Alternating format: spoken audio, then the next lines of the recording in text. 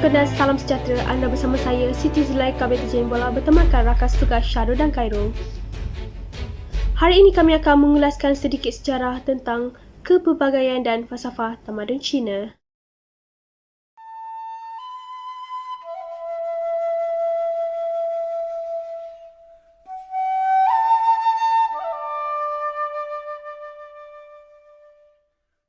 Tamadun Cina salah satu tamadun yang terkuno di dunia ini dan sejarah yang paling beraneka dan beragam dari tamadun yang lain.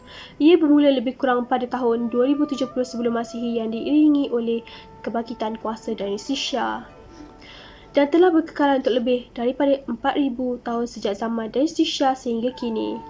Tamadun Cina mempunyai bentuk pentadbiran yang berbeza sejak dari mulanya sehingga 1911 dan pihak pentadbiran yang berkuasa adalah berbeza untuk setiap zaman. Dalam konteks tamadun Cina, ianya digelar dinasti. Kesemua dinasti dikuasai oleh kerabat diraja yang berlainan.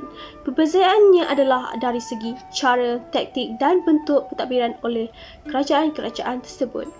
Ia amat berbeza berbanding tamadun-tamadun yang lain kerana pengaruh unsur-unsur falsafah serta agama yang amat intensif dalam aktiviti pentadbiran. Pentadbir dan pemerintah mereka merupakan individu yang sangat percaya kepada ajaran falsafah dan agama yang menyebabkan masyarakat juga mengamalkan ajaran tersebut dalam kehidupan harian mereka. Pada tahun bilakah bangkitnya falsafah di tamadun Cina? Okey, saya Syarul Imran akan menerangkan tentang falsafah dalam tamadun Cina. Mula bangkit lebih kurang semasa tahun 770 sebelum Masihi lagi. Pada masa itu, Cina sedang melalui sebuah detik masa dalam sejarah tamadun Cina yang digelar sebagai Spring and Autumn Period. So, Cina mempunyai pembangunan yang ketara dari segi intelektual dan kebudayaannya. Pelbagai falsafah mula ditimbul pada zaman yang digelar Reigning State Period.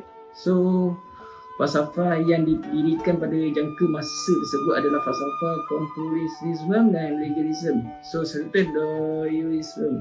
Pada mulanya sebuah falsafah dan kemudian berubah kepada sebuah agama.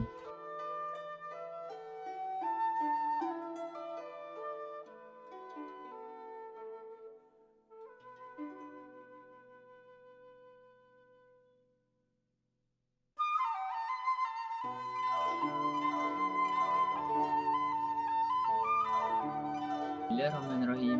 Assalamualaikum warahmatullahi taala wabarakatuh. Legalism adalah falsafah pertama yang dijadikan sebagai falsafah rasmi kerajaan dalam sejarah tamadun Cina. Falsafah ini diasimilasikan dengan kegiatan, taktik dan cara pentadbiran dinasti Qin dari 3 prinsip iaitu undang-undang, taktik dan kuasa. Ia diasaskan oleh seorang ahli filsafat yang terkemuka iaitu Han Fei atau digelar sebagai Han Feizi ketika Warring State Period. Ianya bertujuan untuk menguatkuasakan pengaturan dan membantu dalam kegiatan pemulihan pada zaman itu. Ia menjadi pilihan Maharaja dinasti Qin kerana konsep serta pengajaran dalam falsafah yang kuat mementingkan aturan lebih daripada unsur-unsur lain. Selepas tamatnya Warring State Period, kesemua 7 negeri di bawah penguasaan Qin dapat disatukan. Negara China masih berada dalam keadaan yang kurang stabil akibat peperangan. Pengajaran legalism banyak membantu Maharaja Qin dalam taktik mentadbir beliau.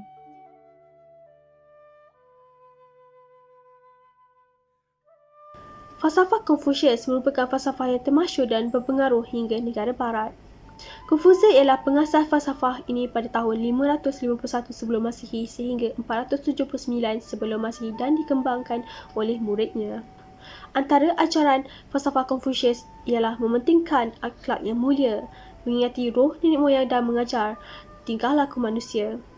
Mencius sehingga Confucius dianggap sebagai dewa dan agama baru. Penganut falsafah ini masih wujud sehingga sekarang.